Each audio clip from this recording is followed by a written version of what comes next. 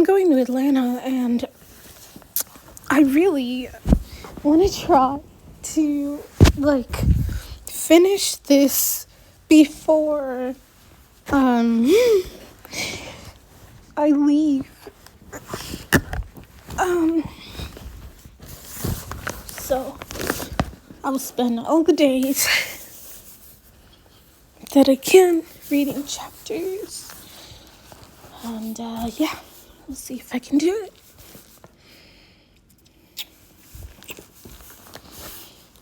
I didn't even know this would have so many chapters, so we'll see.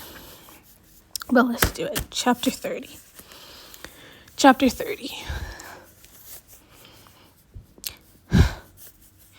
2 days later, I was standing on the tarmac next to my giddy brother, who was holding an obnoxiously large bouquet in his hands. Why don't you get me flowers like that? Because I'm not trying to impress you. You're worse than those boys You're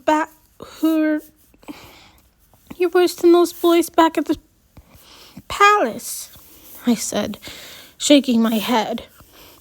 She's going to be the Queen of France. Girls like us are hard to amaze. I know. He looked idiotically happy. I guess I was lucky. I guess I'm just lucky. The stairs lowered from the plane, and 2 guards came down before Camille. She was a willowy thing, blonde and petite, with a face that looked eternally well rested and excited. In person and in point, I'd never seen her wearing anything that remotely resembled a frown.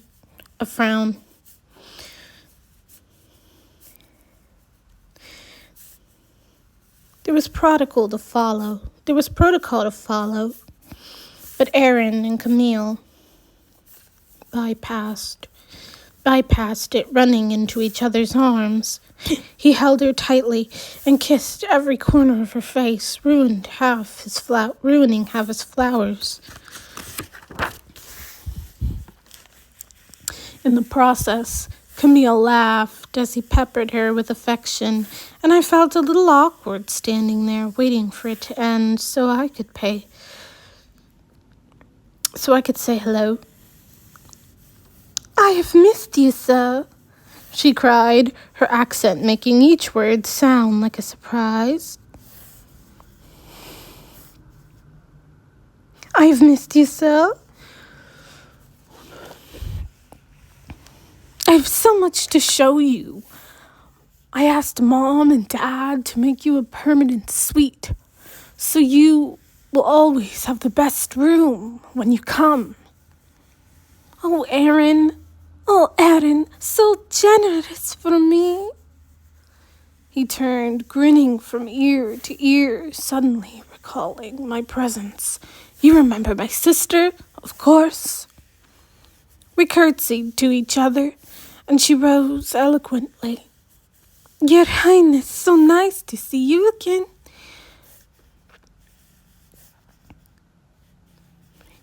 I bring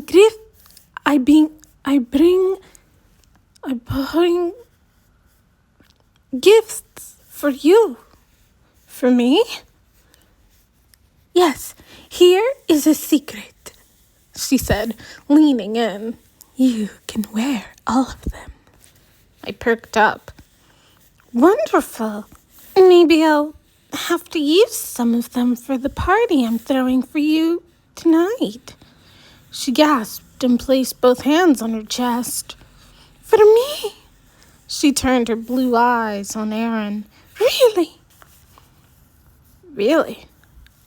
It was strange to see him with this look in his eyes, but maybe he was in the middle of an act of worship, prepared to sacrifice anything to please Camille. Your family is so good to me. Let's go, I'm dying to see your mother. I tried to keep up with them on the ride back to the palace, but Erin spoke mostly in French for her benefit, and since I had chosen to master Spanish, I was completely in the dark. Once we got home, Mom, Dad, Caden, and Austin were all waiting on the front steps for us. Positioned on the edges of the steps, trying to be inconspicuous, were several photographers.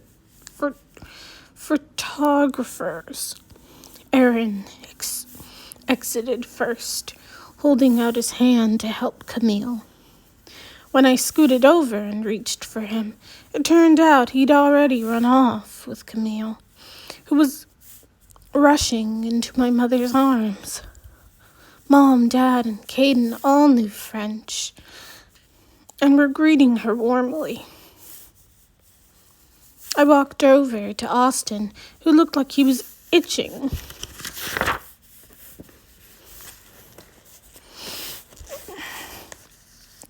to climb on something. What are you up to today?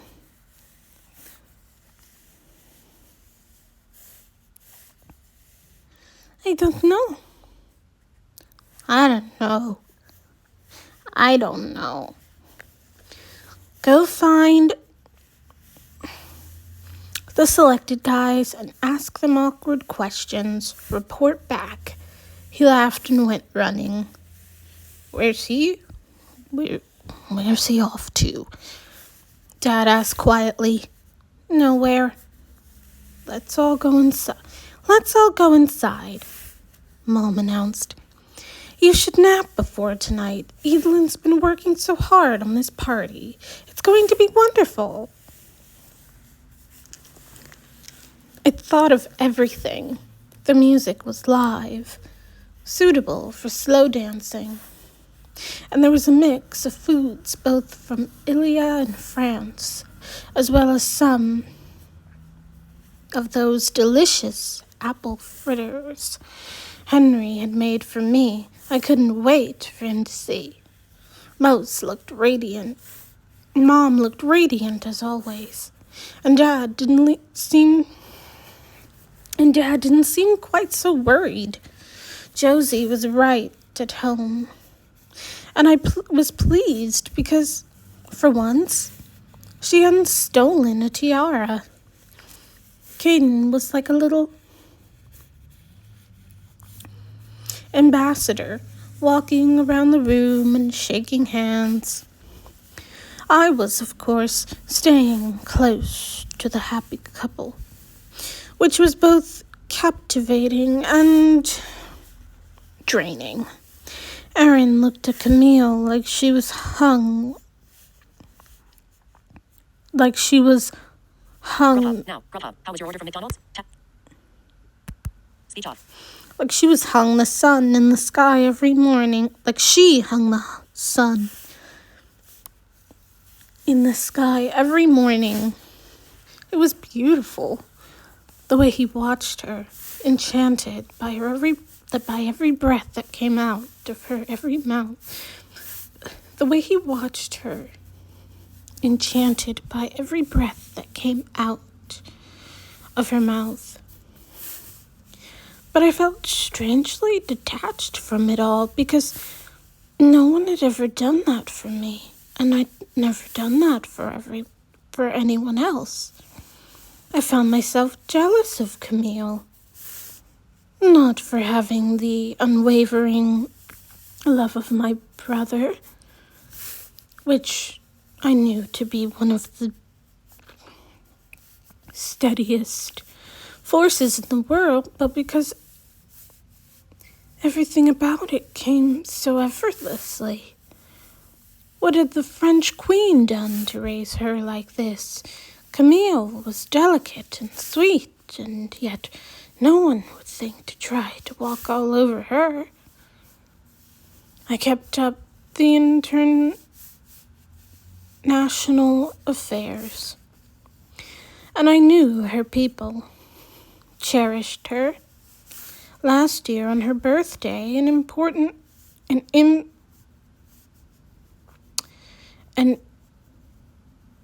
impromptu birthday started in the streets in her honor for 3 days.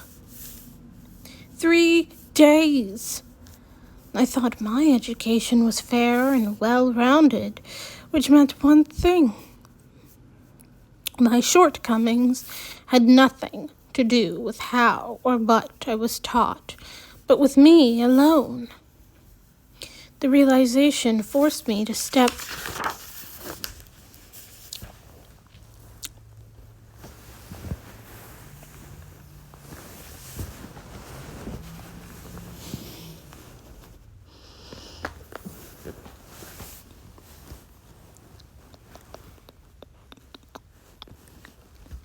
forced. Please hold.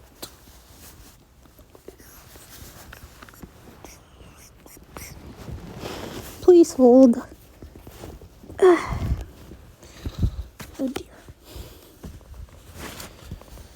I hate when the pages get turned. Oh. Okay.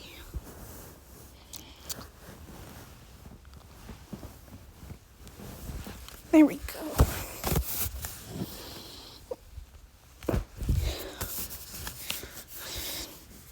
Step away from her and Aaron. Okay, well, let me start from the beginning so we know where we left off. Okay. The realization forced me to step away from her and Aaron. Standing near her only made me feel worse.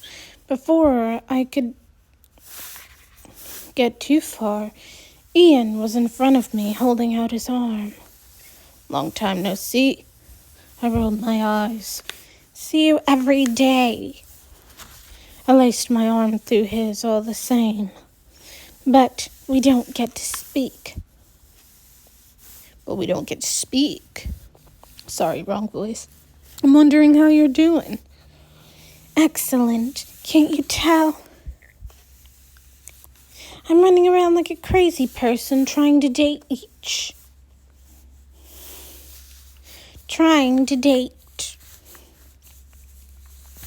While being accused of faking it all. And my brother is in love with a perfect girl. And I know eventually she's going to steal him away. Steal him? I nodded. When they finally do get married, which will require her mother's express approval and a lengthy engagement to plan what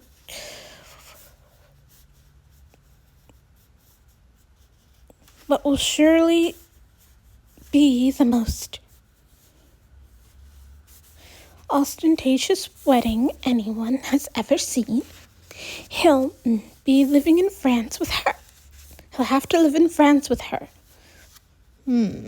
He said, leading me to the dance floor and placing a hand on my waist.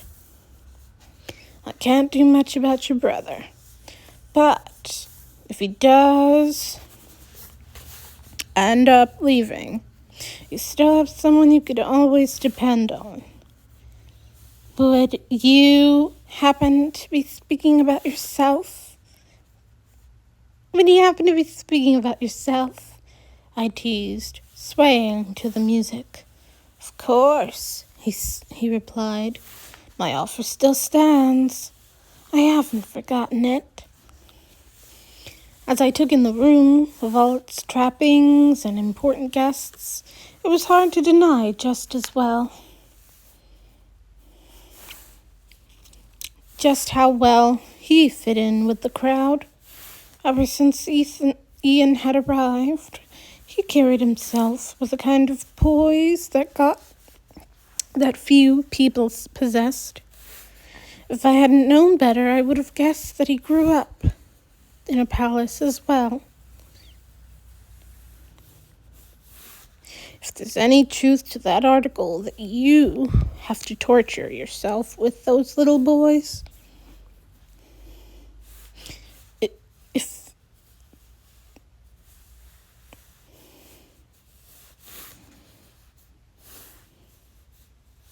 you don't have to you don't have to torture yourself with those little boys. I will be everything you could ask for in a husband. I will be faithful, kind, and a true helper. I will never demand love from you, and I will be more than happy simply to live by your side. I still couldn't understand his motivation. In some ways, he could do so much better. I thank you again for your offer, but I haven't given up on this election yet.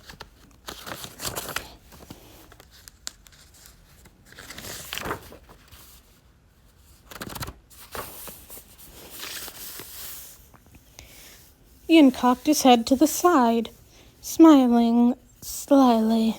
Oh, but I think you have. And why is that?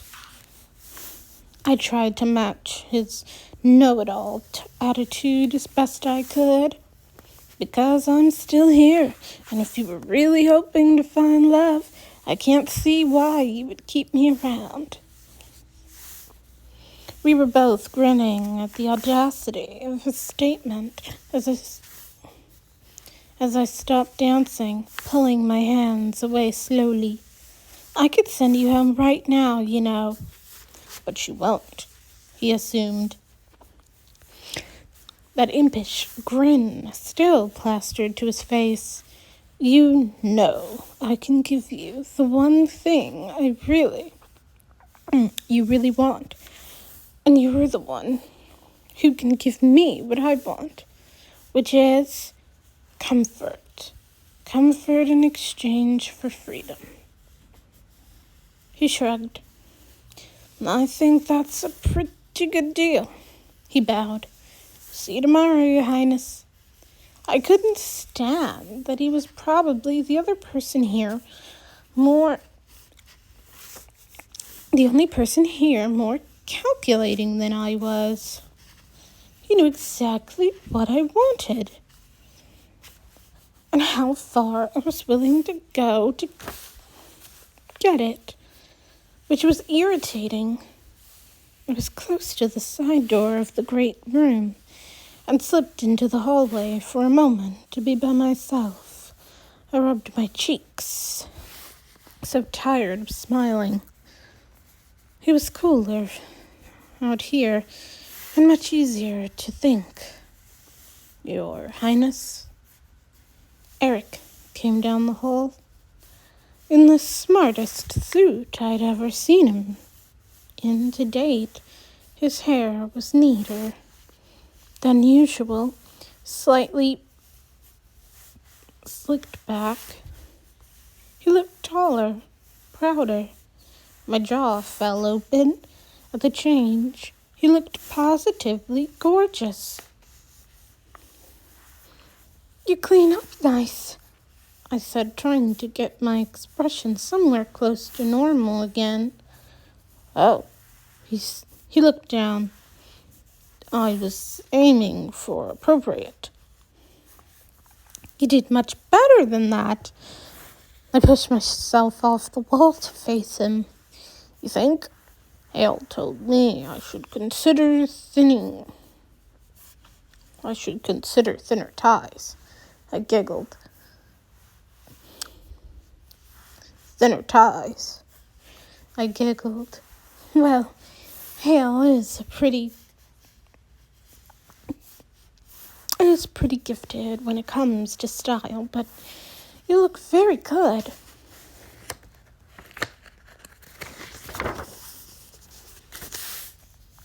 He stood there,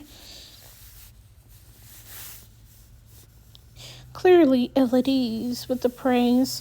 So are you enjoying the party? I peeked back into the room. It's a success, don't you think?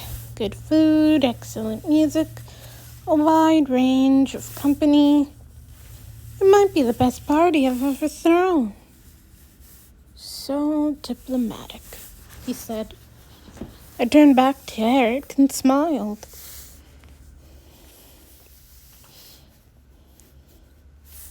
I feel like I'm the one competing tonight. With who?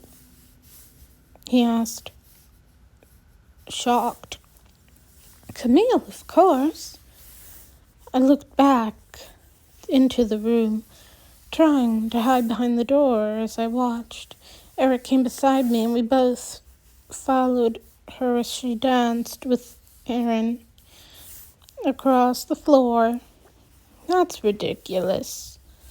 That's kind of you, but I know better. She's everything I try to be. I'd thought of this to myself before, but I'd never admitted it to anyone. I wasn't sure how Eric managed to make me want to confide in him. But why would you try to be her when Edelyn is more than enough? I whipped my head back to him as if the concept was unimaginable. I was in a constant state of striving. I was never enough. Eric's words nearly brought tears to my eyes, and I reached down to take his hand, as I'd done in my bedroom not that long ago. I'm so glad I got to meet you. However, this whole thing ends, I think. I've been enlightened just by crossing paths with some of you.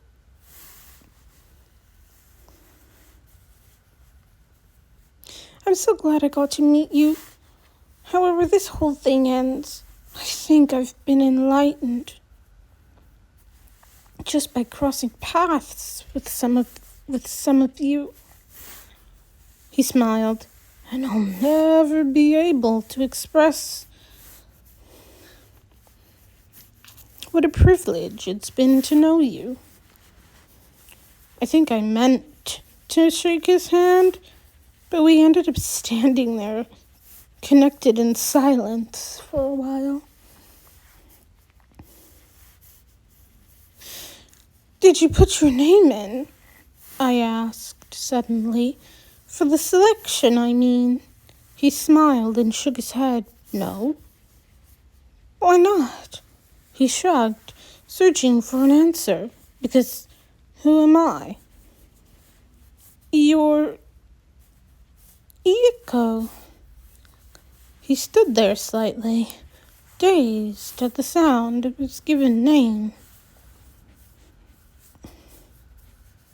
Finally, he smiled.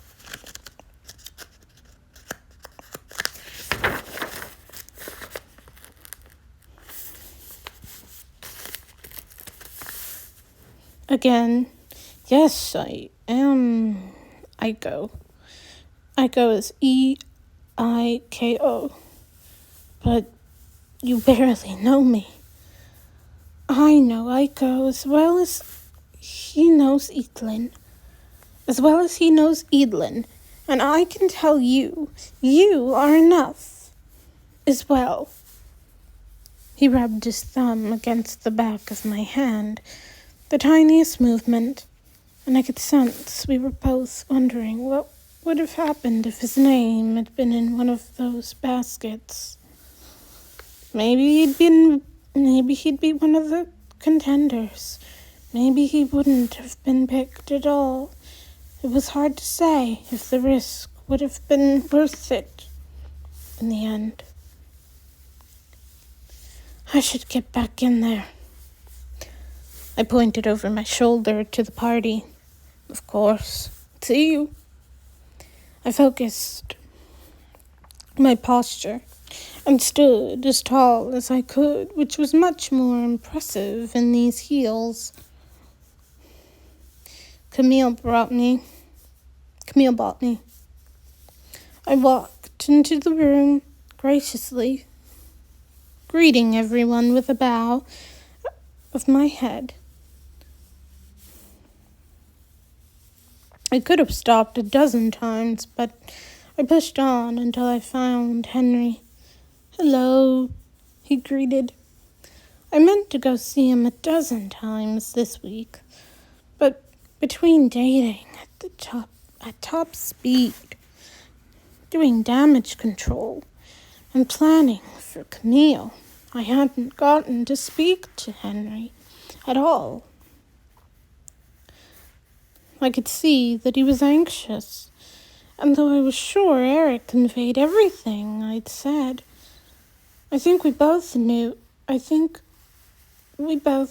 we needed to actually speak, just the two of us. "Okay?" I asked. He nodded. "And you okay?" "And you okay?" I nodded. With that, he let out a massive sigh, and the bright face I'd come to expect was back again. I tried to think of all the disagreements and misunderstandings I'd had in my life. There was no way any of them just ended with less than 5 words. But that was genuinely all I needed from Henry to know his regret at possibly offending me without wishing at all that he could take back that kiss. Maybe Eric had nothing to worry about. Maybe Henry and I could communicate just fine. "Dance?" I said, pointing to the floor. "Please." I was nearly as tall as him.